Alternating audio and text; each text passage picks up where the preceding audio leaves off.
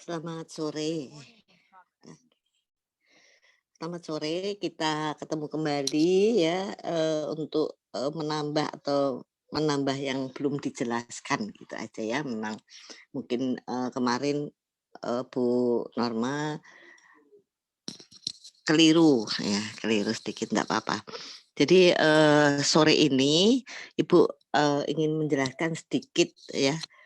Bukan sedikit, mungkin banyak, tetapi hanya masalah identifikasi formalin dan identifikasi pestisida ya.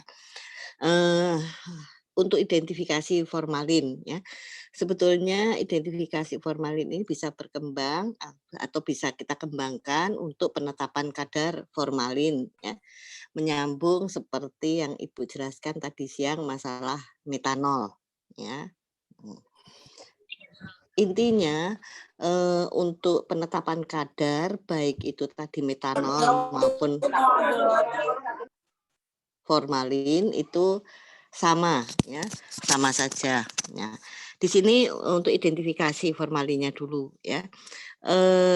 Untuk rumus molekulnya tadi siang Ibu sudah menuliskan ya, tadi sudah menuliskan untuk, formalin. Kalau tadi siang itu metanol yang dioksidasi menggunakan oksidator kuat KMNO4, kemudian akan menjadi formalin ya, ini. Tadi kan CH3OH ya, ini tadi metanol yang dioksidasi dengan oksigen aktif, dia akan menjadi ini, menjadi nah formalin. Apa bedanya formalin dan formaldehid? Sama ya. Formaldehid itu sebetulnya nama kimianya ya. Nama kerennya formalin ya, nama kerennya formalin, tapi nama kimianya itu formaldehid karena ada gugus aldehid. Gugus aldehid itu COH ya. COH itu di sini C-nya langsung mengikat O dengan 2 ikatan dan mengikat H ini yang gugus aldehidnya ada di sana ya. Nah, formaldehid atau formalin itu di dalam sediaan bentuknya larutan ya atau cairan, bentuknya cairan dengan konsentrasi kurang lebih sekitar 38,5%. Tetapi rata-rata antara 37 sampai 38,5% formalin ya untuk kimianya ya. Jadi zat aslinya itu sekian ya. Berat molekulnya bisa dihitung ya. C-nya 1 berarti 12, O-nya 1 berarti O itu 16, 12 ditambah 16, H-nya ada 2. Oke, berarti 30 ya. Jadi berat molekulnya 30. Nah, berat per mililiter, bobot per mililiter sebetulnya berat jenis ya, berat jenisnya 1,08 gram ya. Nah, prosedur untuk identifikasi di sini ada 2, yaitu dalam bentuk cair maupun dalam bentuk padat ya. Dibedakan dalam bentuk cair dan bentuk padat. Nah, kalau dalam bentuk cair ini ya, sebetulnya lebih mudah ya, eee, tidak perlu, bisa menggunakan destilasi, bisa tanpa destilasi, tergantung dari, jenisnya ya, tergantung jenisnya. Misalnya di sini sampel berbentuk cair, susu cair ya. Susu cair untuk identifikasinya ya kurang lebih 1 atau 2 mililiter misalnya susu segar, dimasukkan dalam tabung reaksi. Kemudian ditambah dengan 1 mililiter asam sulfat pekat. Nah nah penambahan setiap asam pekat, penambahannya tidak boleh langsung tetapi harus melewati dinding, harus melewati dinding tabung atau melewati dinding, labu ukur ya, dinding alat, atau wadahnya. Nah, setelah ditambahkan H2SO4 atau, eee, yang pekat ini selalu terjadi peningkatan panas atau peningkatan suhunya pasti.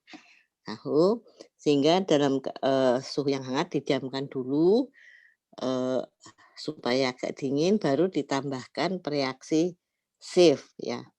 Reaksi Schiff ini nanti ada cara pembuatannya, kalau tadi di metanol tadi menggunakan asam kromatopat, di sini reaksi Schiff, tapi fungsinya sama ya. Di sini ditambah 1 sampai 2 mili, diamkan, direaksikan. Apabila terjadi warna ungu ya, apabila terjadi warna ungu berarti formalinnya positif ya. Sebenarnya sama dengan, metanol. Apabila terjadi warna ungu berarti metanolnya positif. Nah ini Ibu, bandingkan supaya, tidak rancu atau supaya lebih paham sebetulnya analisa, penetapan kadar formalin maupun penetapan kadar, eee, metanol itu prinsipnya sama, hanya bedanya kalau formalin bisa langsung direaksikan, kalau metanol harus dioksidasi dulu, bedanya itu. Dioksidasi metanol supaya menjadi formalin, nah baru dilakukan reaksi warnanya. Nah, itu sampel dalam bentuk cair. Bagaimana dengan sampel dalam bentuk padat? Nah, pada prinsipnya untuk sampel bentuk padat seperti kalau kita analisa, eee, metanol ya. Jadi sampelnya misalnya itu tahu atau mie yang diduga mengandung formalin ya, sampelnya dihaluskan dulu tentu ya, misalnya.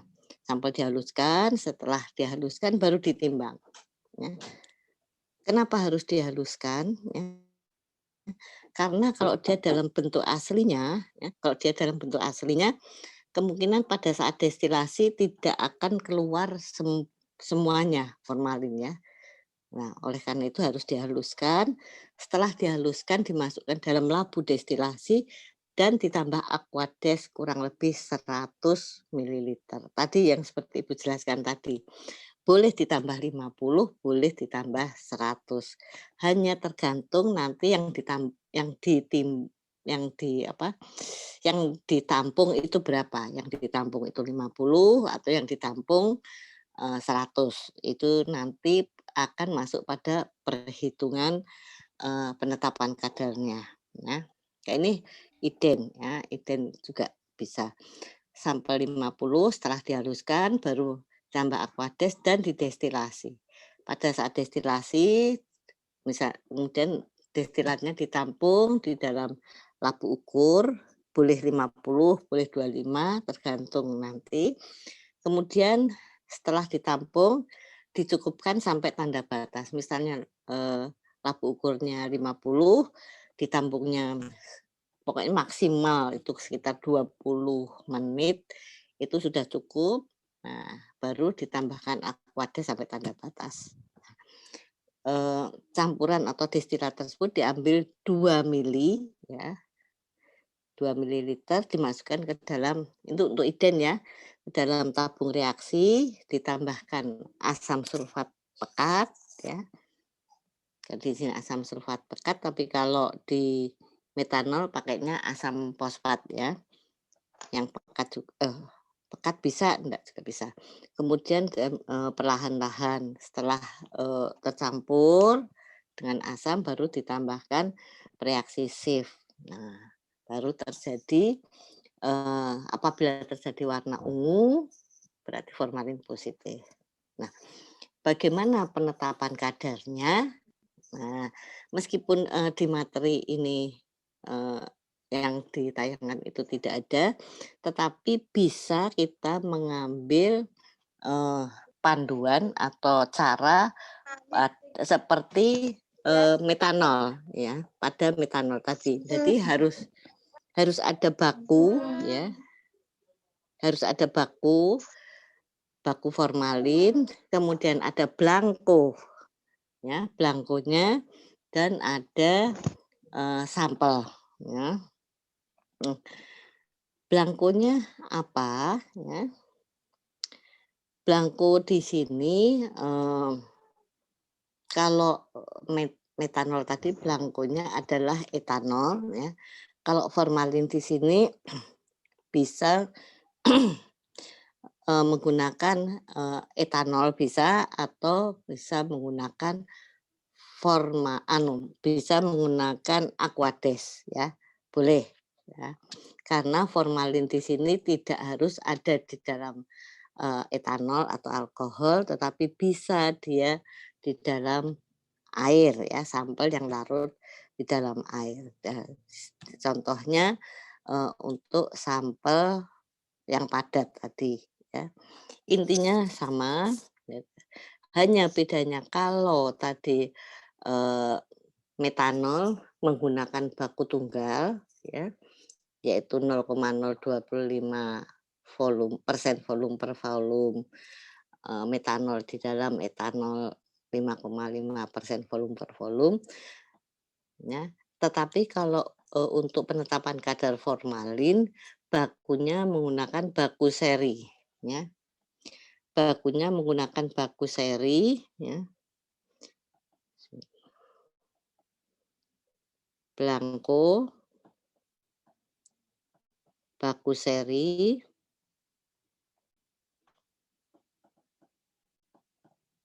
biasanya baku serinya itu yang diambil cukup tinggi, bisa dari 10 ppm ya, misalnya 20 ppm, terus sampai bisa 70 ppm ya. Ppm yang diambil baku seri cukup tinggi ya. Kemudian, eee, belangko baku seri baru contohnya ya, larutan contoh ya, larutan contoh. Nah, belangkonya di sini bisa menggunakan Aquades ya, Aquades belangkonya. Dan semua prosesnya sama ya. Jadi, dihapus dulu. Jadi, labu ukur misalnya pertama ya belangko, labu ukur kedua untuk baku ya, misalnya baku, nanti ya baku serinya nanti belangko,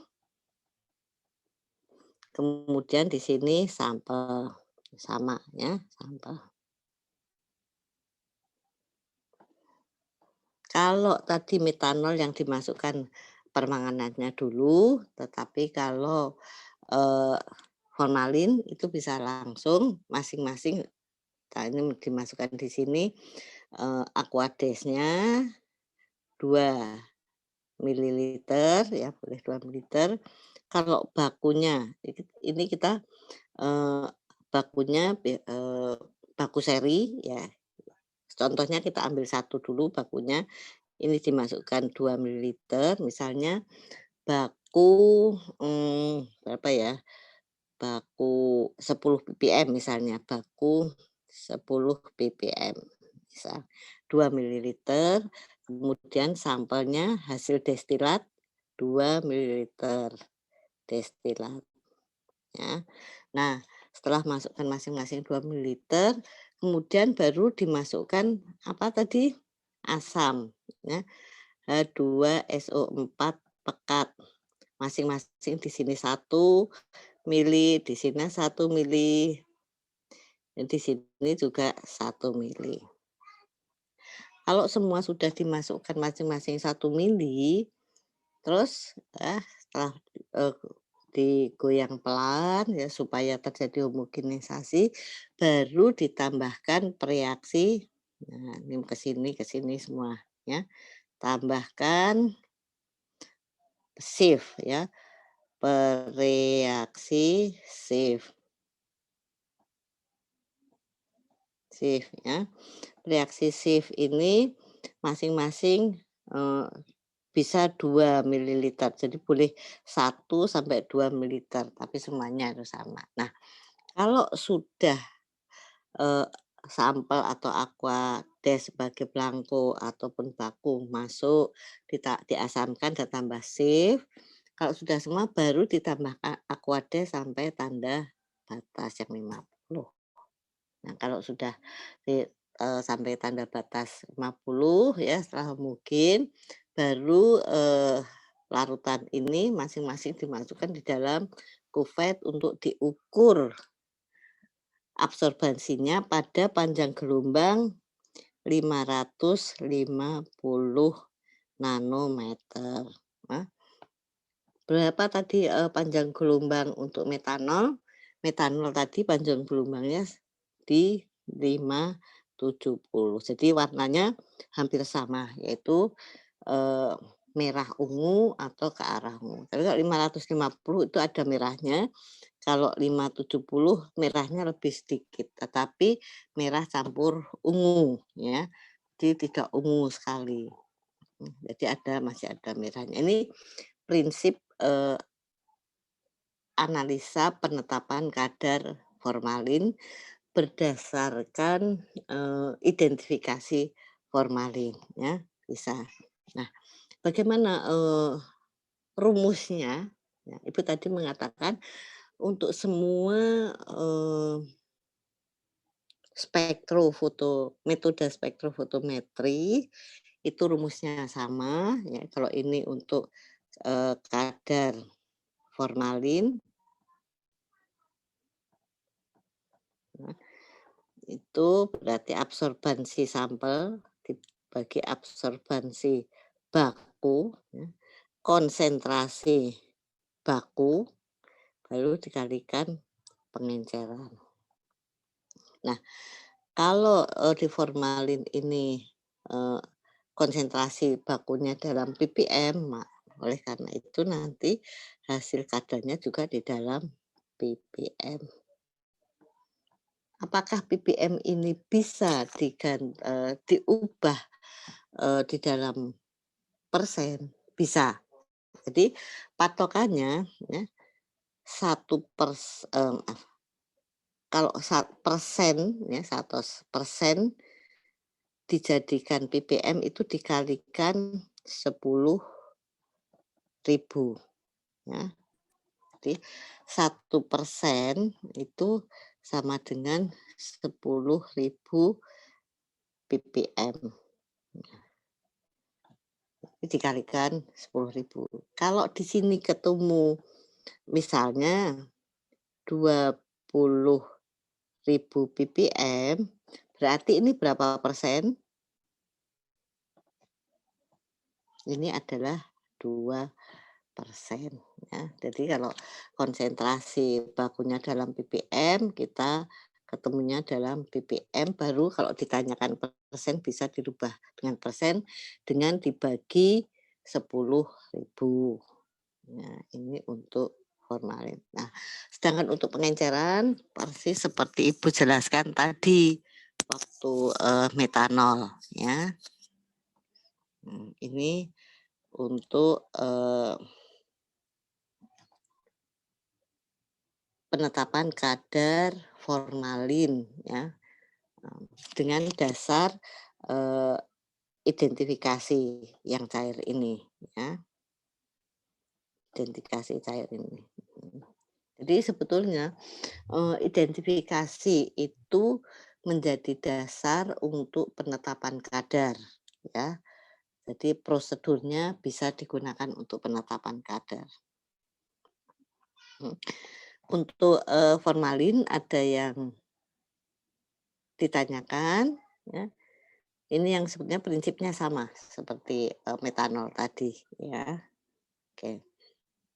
Nah, akhir-akhir ini memang masih banyak, teman-teman yang mengambil, apa, mengambil judul skripsi dengan, penurunan formalin di berbagai, bahan pangan ya. Misalnya penurunan formalin misalnya di dalam ikan asin ya, menggunakan apa, ada yang menggunakan jeruk nipis, ada yang penurunannya menggunakan kunyit, ada yang menggunakan, eee,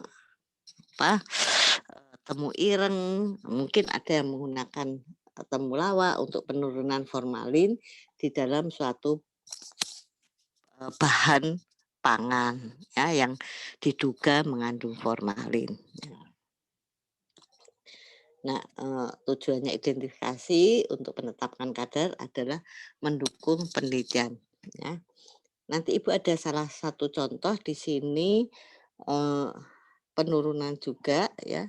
Ini untuk ini. Ibu cari ya sebentar. Ini salah satu contoh Ibu ambil dari jurnal ya. Nah, jurnal formalin.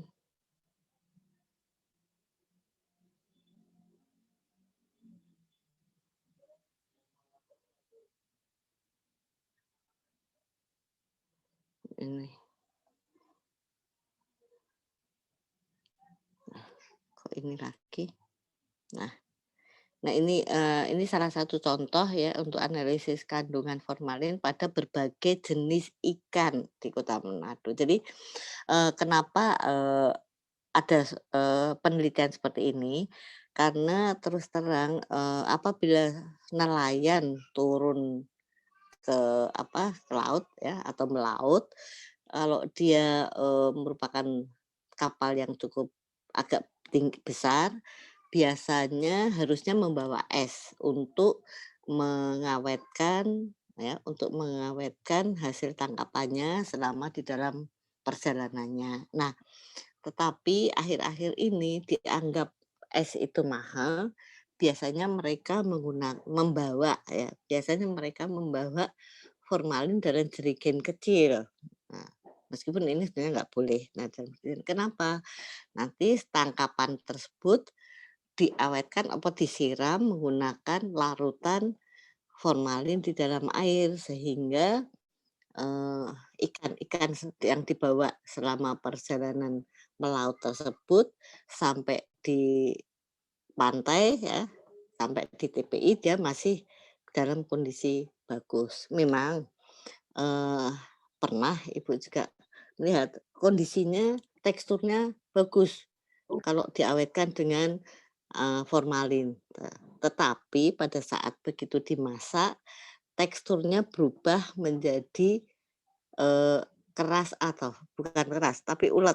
Jadi seperti karet, habis seperti karet gitu. Itu jadi, kalau itu sudah mau digoreng apa direbus. Nah, kenapa, analisis ini ada ya, ini sebenarnya contoh saja ya, salah satu penelitian yang sudah di apa ya, dipublikasikan ya, dipublikasikan. Di sini kan hanya kualitatif ya, tidak sampai ke kadar.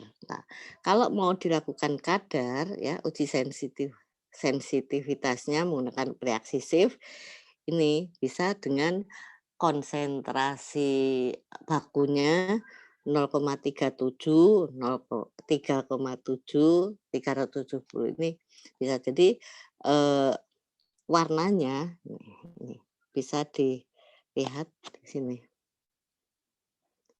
ya. Kalau 0,037 ppm ya, biasanya warnanya ungu ya, tidak terlalu tua.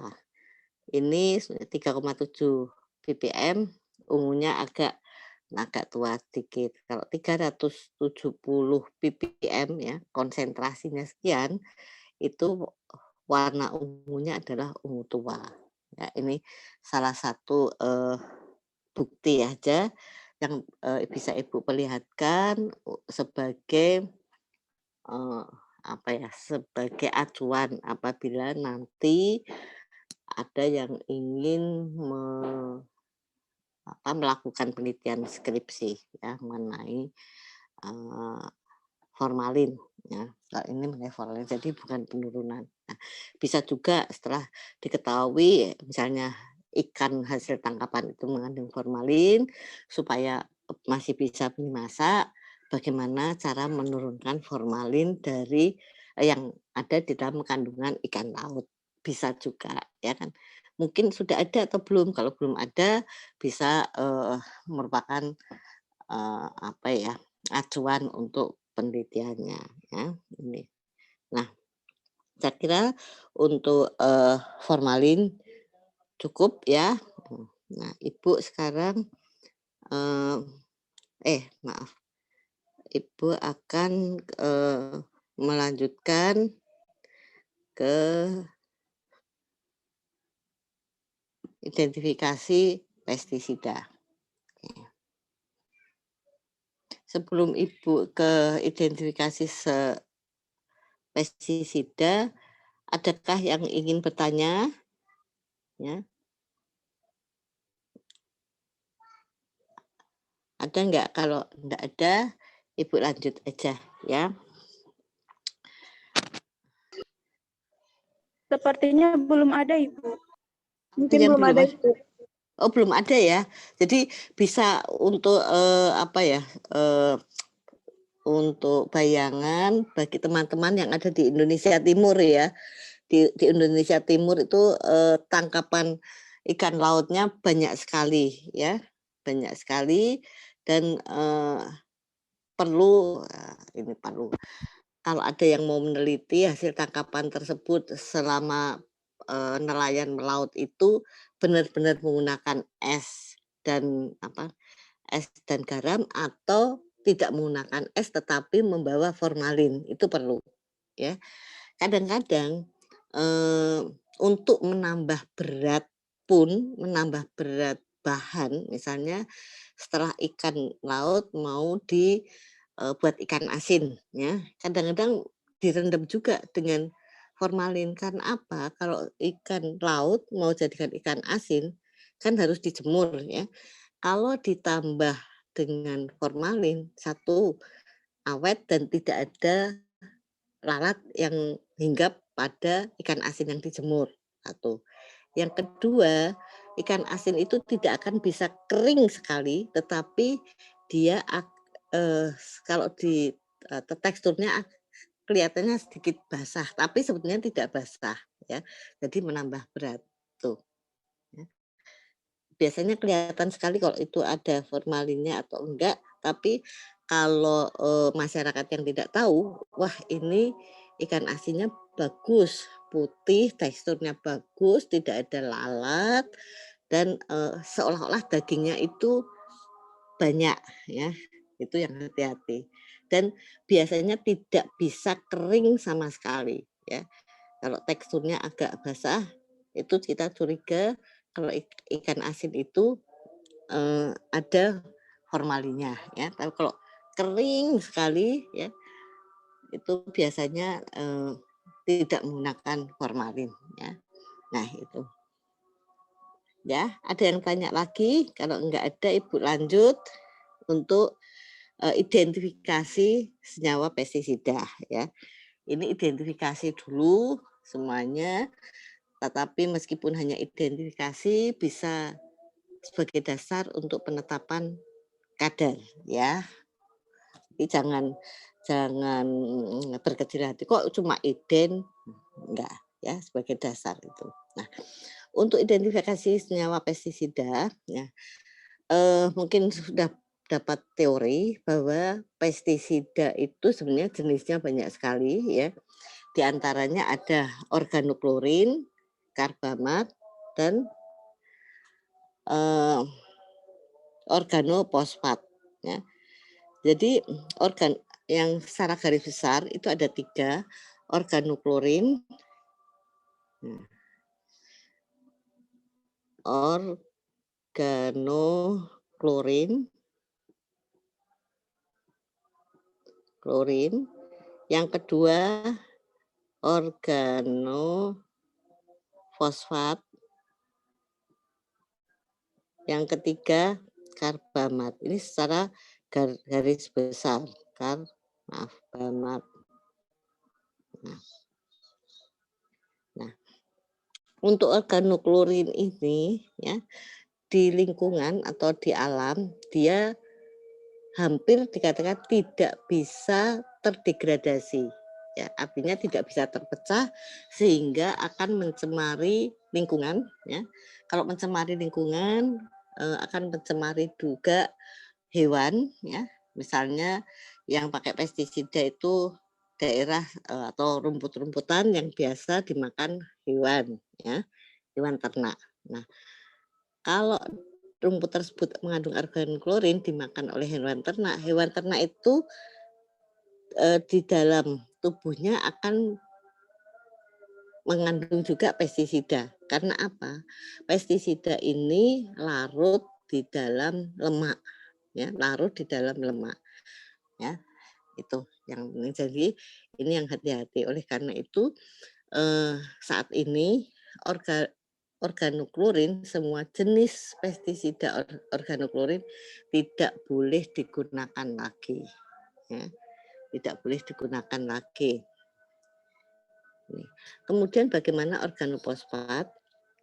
Organofosfat, eee, ada beberapa yang masih diperbolehkan, tetapi kayaknya sekarang sudah mulai dilarang karena waktu hancurnya di lingkungan itu memang lebih cepat, tetapi dalam hitungan tahun, masih dalam hitungan tahun atau belasan tahun, ya. Kalau organoklorin itu mesti puluhan, ya, puluhan tahun dan agak susah, ya. Jadi nanti akan, menumpuk, ya, terakumulasi di dalam lemak, baik di dalam lemak hewan atau hewan ternak. Yang itu akan, kalau hewan ternaknya dimakan manusia, manusianya juga akan mengumpulkan organ klorin di dalam tubuhnya.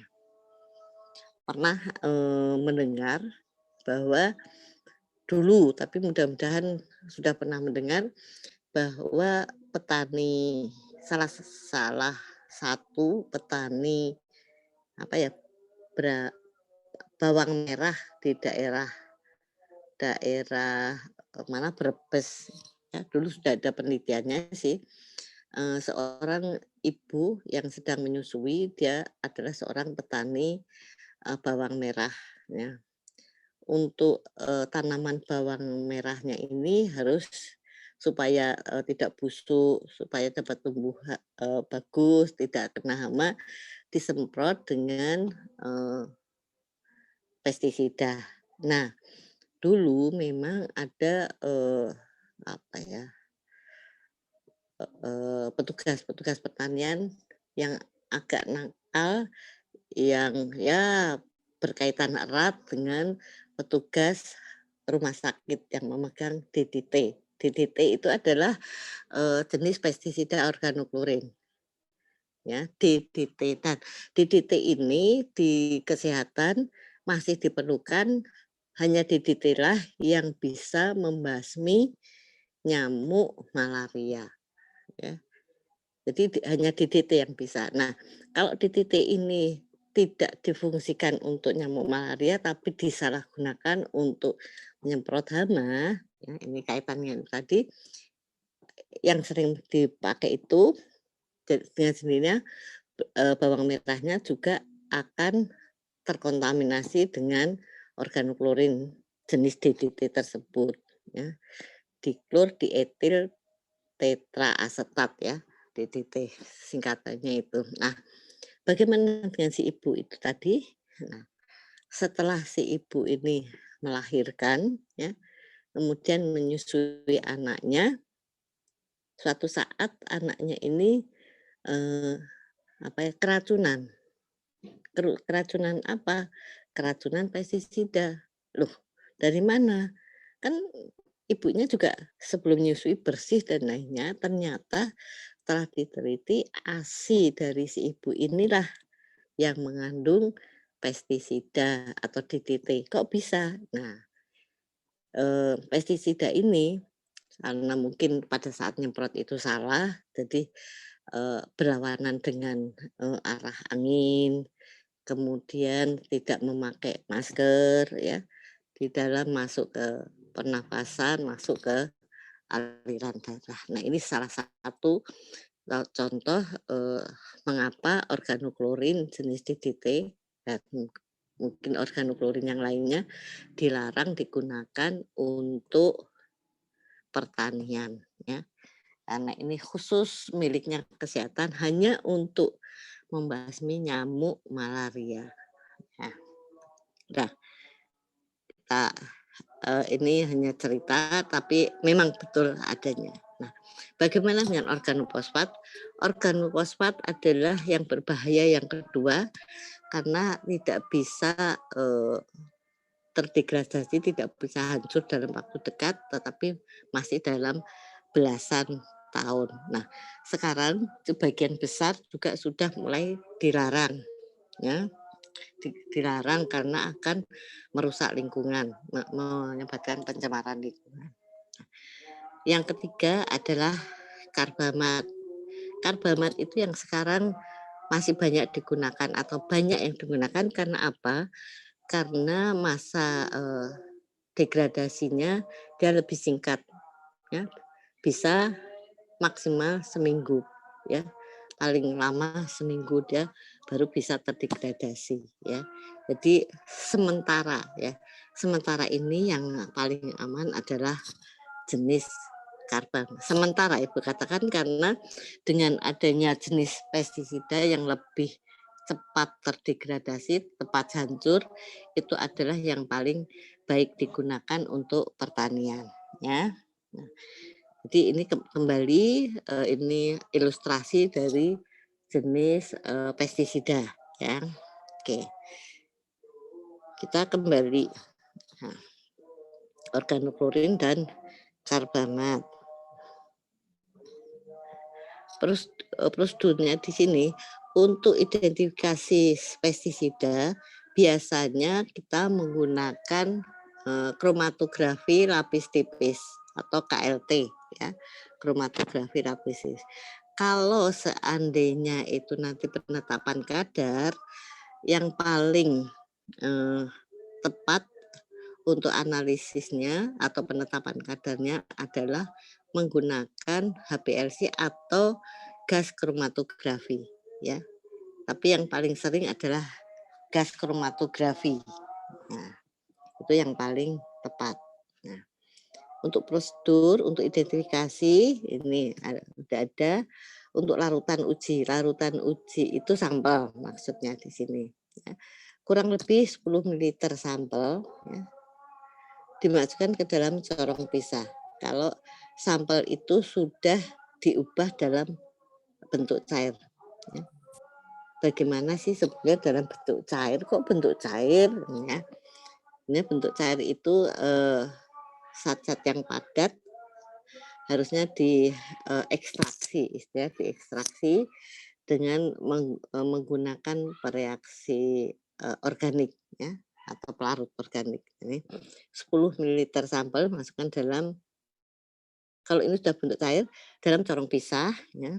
Mudah-mudahan masih ingat corong pisah bentuknya seperti apa. Corong pisah. Nah, di sini nanti ada kerannya, di sini ada tutupnya. Ini corong pisah. Ya. Dimasukkan 10 liter ke dalam corong pisah dan ditambah 100 ml heksan. Nah, biasanya kalau tidak heksan bisa digunakan juga ether, ya. Ether atau dietil ether, ya, heksan dietil. Sekarang itu jarang digunakan kloroform, hati-hati karena kloroform sudah terbukti banyak yang kena kalau tidak bersih-bersih mencucinya, biasanya terjadi perubahan sel pada misalnya di tangan atau benar kita menggunakan menggunakan kloroform, ya. Jadi untuk kloroform atau CCl4 itu kalau bisa tidak digunakan, ya. Ya. Di sini kita menggunakan heksan, kalau tidak ada heksan boleh menggunakan dietil ether atau ether, ya. Diekstraksi artinya ini sampelnya dimasukkan kemudian ditambah heksan, kemudian dikocok, ya. Cara ngocoknya kan ke arah dibalik dan gasnya dikeluarkan. Nah, setelah beberapa kali nanti setelah didiamkan dia akan terjadi pemisahan, ya. Yang misalnya sampel yang dilarutkan dalam air, ya, dan heksan. Kenapa dengan heksan? Karena diharapkan pestisida itu semua masuk atau larut di dalam pelarut organik yang ini ada di misalnya heksan ada di atas. Ether, heksan ya, itu kalau, lapisan dengan air dia ada di atas ya. Nah, setelah terjadi pemisahan ya, yang sampelnya ini dikeluarkan ya, turun, dibuang. Nah, kemudian tinggal, larutan heksan yang ada di atas ini ya. Ya diharapkan semua sudah masuk pestisida masuk ke larutan heksan. Nah, sebelum, larutan heksan dikeluarkan, didiamkan dulu setelah melalui corong dipisahkan dengan berisi, natrium anhidrat setebal 2 senti. Apa sih fungsinya Na2SO4 anhidrat? Fungsinya apabila di dalam heksan atau ether yang ada di lapisan atas ini masih ada sedikit, air yang masuk ke dalam lapisan tersebut, air yang ada di dalam heksan tersebut akan ditarik atau diikat oleh Na2SO4 anhidrat ya.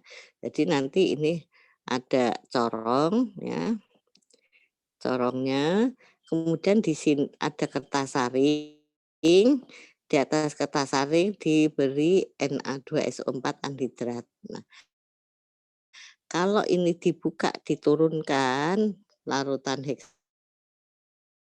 misalnya dalam cawan porselen karena identifikasi ya. Nah, ditampung di sini, yang keluar di sini heksan semua yang sudah mengandung, eee, pestisida. Sedangkan air yang ada di dalam campuran heksan tersebut akan diikat oleh Na2SO4 yang ada di atas kertas saring ini, ya. Ya yang turun ini benar-benar heksan plus pestisida. Terus bagaimana, selanjutnya? Nah, kalau sudah di semua turun ke sini, cawan porselen ini kita uapkan, ya. Karena nanti yang sebagian menguap adalah heksannya atau ethernya. Sedangkan pestisidanya tinggal atau larutan heksan yang ada pestisidanya ini, pestisida menjadi lebih pekat dengan pestisida, ya. Kalau sudah ini pekat dengan pestisida, baru, ini larutan ini bisa ditotorkan di KLT. Nah, bisa ditotorkan di KLT. Jadi, eee, setelah melakukan treatment pada larutan uji, kita siapkan bakunya ya, kita siapkan baku pestisida ya. Baku pestisida ini kalau golongan organoklorin yang Ibu katakan tadi DTT yang tidak boleh, endrin, dieldrin, indosulfon, karbon, ini semua jenis organoklorin ya. Karena ini semua tidak boleh digunakan untuk, pertanian, produk pertanian. Nah, kalau ini identifikasi, ini kita buat masing-masing, baku organoklorin pestisida dengan kadar masing-masing 0,4 miligram per mililiter atau maksimal setengah miligram per mililiter. Mhm. Nah, apabila kita tidak mempunyai baku murni yang khusus DDT, endrin, dan sebagainya, kita, dapat menggunakan senyawa pestisida untuk pertanian. Jadi yang sudah jadi, itu tertulis di sana mengandung apa, kita anggap itu sebagai baku pembandingnya.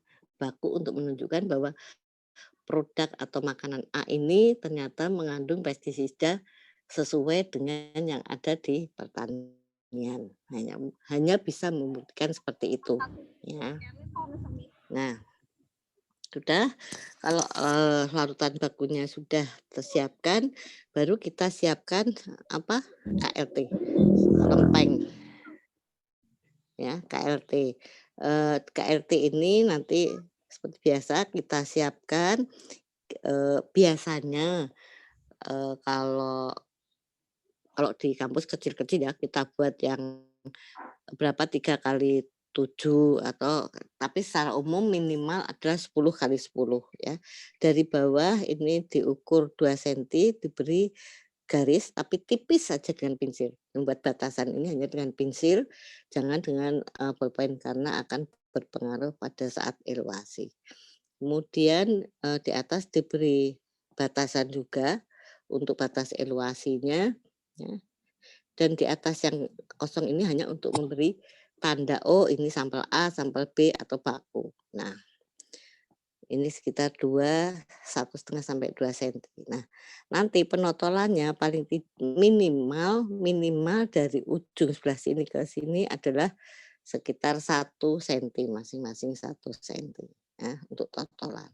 Nah, misal tadi, eee, larutan uji dan baku ditotolkan secara terpisah. Misal sampelnya di sini, ditotolkan di sini. Nanti di sini tulis sampel 1. Kemudian bakunya misalnya di tengah sini, baku apa, misalnya baku DDT. Kemudian, sampel kedua ada di pojok sini, ini sampel 2 ini ditotolkan, ya. Setelah ditotolkan kering ya, baru dieluasi. Dieluasi itu kita masukkan ke dalam chamber, chamber-nya kalau ini ukurannya 10 kali 10 juga chamber-nya 10 kali 10 ya. Seperti ini bentuk chamber ini tampak samping ya, tampak samping. Nah, bentuknya begini. Nah, kita kita masukkan, sebelum ini dimasukkan, kita buat eluen, eluen atau fase geraknya. Nah, KLT ini adalah fase diam, karena dia diam aja ya, fase diam. Sedang fase gerak adalah eluen. Nah, eluen itu bisa hanya N-heksan, bisa campuran N-heksan dengan aseton, artinya N-heksan 9 hasilnya 1. Nah, untuk, chamber ya, chamber yang ukuran 10 kali 10 ya, bisa kita buat, kurang lebih 25 mililiter eluen ya. Kalau kita pakai heksan ya 25 mililiter heksan dimasukkan ke sini.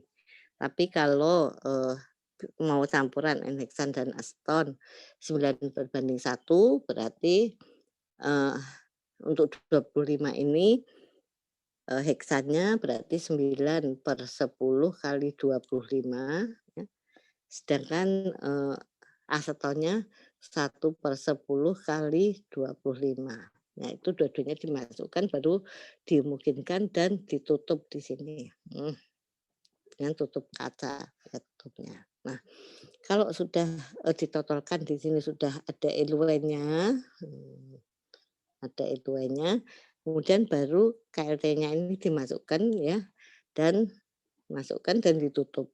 Apa yang terjadi pada, KLT dimasukkan, karena dia akan masuk, cairan di sini atau eluen, eluennya akan merambat ke atas. Kalau eluen merambat ke atas, dia mendorong nodanya ini ya. Nah, didorong bisa naik ya. Nah, tingginya noda yang didorong oleh eluen itu tertentu ya, tertentu, karena tergantung dari RF masing-masing. RF itu apa?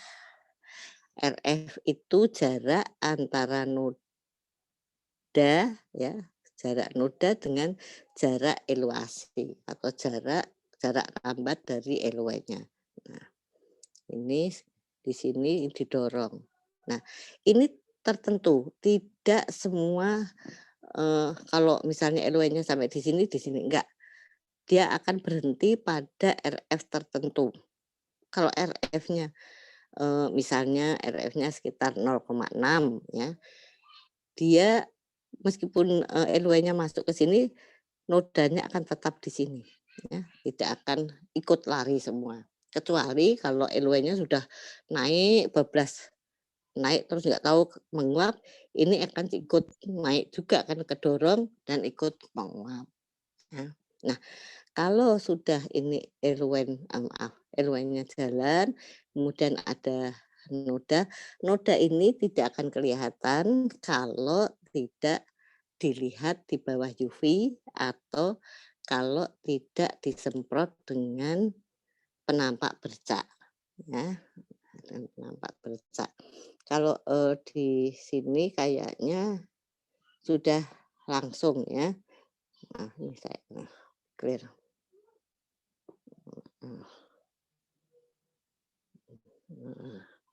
Nah, ternyata untuk pestisida itu selain dilihat di bawah, UV nodanya, dia bisa juga dengan penampak bercak. Penampak bercak artinya apabila ini tadi misalnya, sebentar,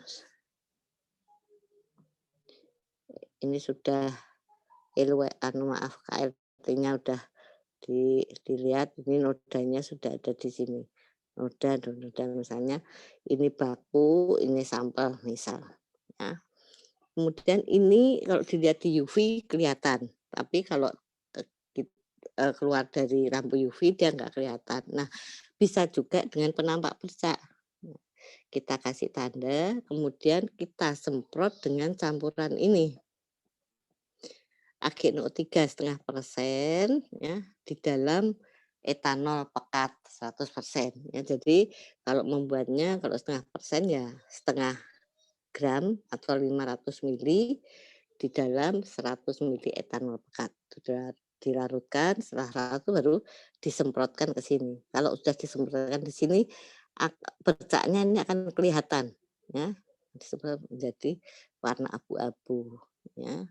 Atau, bisa juga tadi pakai 0,31%, dalam etanol pekat ya, yang ditambah dengan amonia atau dibasahkan sedikit, bisa juga, heeh. Nah, kalau di sini, ini untuk dilihat di UV, eee, dengan panjang gelombang 366. Memang UV, lampu UV itu ada 2 macam, panjang gelombang 254 dan panjang gelombang 366 ya, yang ada di kampus itu panjang gelombang UV-nya adalah 254, yang 366 kita belum punya ya.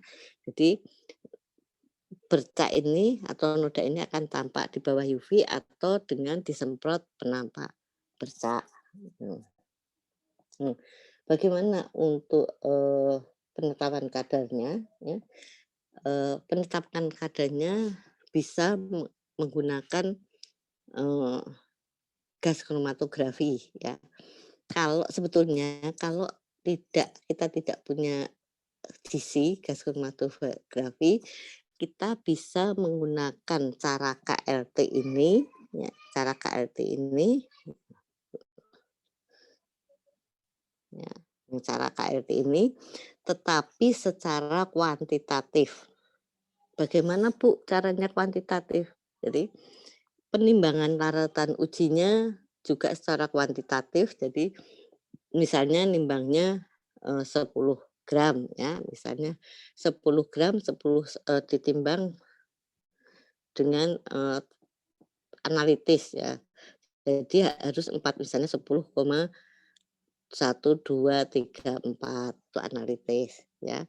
Kemudian nanti dilarutkan dengan, misalnya atau masuk ke corong pisah, eee, sekian, kemudian diekstraksi ya, yang ditampung yang ditampung misalnya semua ditampung sebanyak, heksan tadi kan yang ditampung sebanyak heksannya yang dimasukkan. Nah, kemudian penotolannya di sini ya, penotolan, heeh, ditotalkan. Penotolannya secara kuantitatif artinya tidak, eee, ti 5, 4 tetes enggak, tetapi langsung menggunakan mikropipet ya. Bisa, eee, sekitar 2 mikron ya, mikrolit istilahnya, mikroliter bisa atau bisa sampai 10 mikrolit ya, ya secara kuanti. Nah, kalau secara kuanti terus bagaimana Bu? Ya kita evaluasi, setelah dievaluasi dengan eluen ini nanti, tidak menggunakan penampak bercak, tetapi hanya dilihat di bawah UV ya. tidak penampak bercak, tapi hanya dilihat di bawah UV ya, misalnya ini di sini, ini di sini. Dari bawah UV, ini sampel nih Baku. Kita kasih tanda menggunakan nodanya ini dikasih tanda dengan menggunakan pensil ya. Dengan pensil kan sudah ada, kemudian setelah ada tandanya dengan pensil, yang ada di ini ya, noda ini dikerok dikerok dengan cutter apa ya, cutter lah dikerok. Jadi lapisan silikanya dikerok, dimasukkan ke dalam ya, dikerok. Kalau ngerok ini hati-hati jangan sambil bernafas karena apa, nanti terbang hilang semua. Ini dikerok, masukkan ke dalam labu ukur, biasanya labu ukurnya kecil, labu ukur yang 10 mili ya. Kemudian untuk bakunya juga dikerok, labu ukur 10 mili yang lain. Nah, setelah semua di labu ukur, kemudian masing-masing yang ada dalam labu ukur itu ditambahkan atau heksan atau ether ya. Kemudian dihomogенkan ya, kecil-kecil biasanya labu ukur 10 mili. Nah, masing-masing ditambah heksan, dihomogенkan. Nah, nanti baru kan ada ini yang bagian beningnya ya, masukkan ke dalam kuvet. Kita lihat atau kita ukur panjang gelombangnya biasanya di bawah 300 ya. Kalau untuk ini sekitar 300, kurang lebih sekitar 300-an sekian, kecil tapi. Nah, tanpa penambahan reaksi lagi. Jadi ini sudah diatkan di sini 10 mili dengan menggunakan heksan tadi ya. Kemudian tinggal diukur absorbansinya di spektrofotometer yang yang UV ya, UV. Jadi langsung dari situ kita tahu absorbansinya berapa ya. Dengan sendirinya bakunya kan seharusnya sudah diketahui kadarnya berapa, kita bisa membandingkan tadi, seperti tadi, absorban sampel dibagi absorban baku ya, absorbannya baku ini serapannya berapa, kemudian kali konsentrasi baku kita harus tahu yang kita pakai ke sini itu berapa ya, baru dikalikan pengenceran. Nah, sama, hanya caranya istilahnya kalau ibu kita nggak punya GC, kita bisa main dengan kromatografi lapis tipis, kemudian dikerok dan dilarutkan dengan pelarut organik. Nah, bisa. Ini salah satu cara tetap kita bisa melakukan penelitian dengan alat-alat atau reaksi yang sangat sederhana. Apabila kita tidak mempunyai alat-alat yang canggih, ya. Nah, itu yang bisa Ibu jelaskan mengenai identifikasi senyawa pestisida, ya. Di sini dikhususkan adalah pestisida-pestisida yang dilarang, ya. Yang pestisida sudah pasti dilarang, pasti ini ya, adalah organoklorin dan organofosfat. Kalau karbamat masih ada, masih banyak yang diperbolehkan, yang dilarang ya hanya sekitar 1 atau 2% sementara ini ya. Sambil ada jenis pestisida-pestisida yang lainnya. Nah, karena di penelitian deskripsi itu saat ini belum pernah kayaknya di Unimis itu melakukan identifikasi senyawa pestisida dengan cara yang sederhana. Artinya yang sederhana tadi tidak menggunakan GC ya, atau tidak menggunakan HPLC, tetapi belum ada yang mencoba dengan KLT secara kuantitatif. Mudah-mudahan kalau ke depannya sudah ada GC-nya atau mungkin ada HPLC, paling tidak HPLC, itu kita bisa mulai melakukan apa saja sih produk pangan yang masih dicemari dengan pestisida ya. Nah, itu yang mungkin Ibu bisa jelaskan, tadi yang pertama mengenai formalin ya, yang kedua ini mengenai pestisida ya. Tetapi, sebetulnya yang Ibu jelaskan dua-dua itu ya hanya identifikasi, hanya menentukan ada atau tidaknya senyawa formalin, maupun pestisida, tetapi dari, prosedur identifikasi itu bisa kita kembangkan untuk penetapan kadar masing-masing, ya. Itu yang bisa, Ibu jelaskan, ya. Intinya untuk, identifikasi senyawa pestisida dengan KLT tadi, dengan panjang gelombang di bawah ya panjang gelombang UV ya, eee, itu akan lebih mudah ya, karena tanpa reaksi hanya dengan pelarut, eee, bisa ditentukan. Mungkin nanti kalau praktikum beneran, eee, juga akan menggunakan spektrofotometer yang UV untuk penetapan kadar, benzokain ya, benzokain, eee, sebetulnya bisa juga digunakan untuk identifikasi senyawa pestisida juga, tetapi selama ini belum pernah ya. Tapi mudah-mudahan, eee, kalau kita praktek beneran ada yang bisa kita coba menggunakan, spektrofotometri UV tersebut. Oke, ada yang ditanyakan?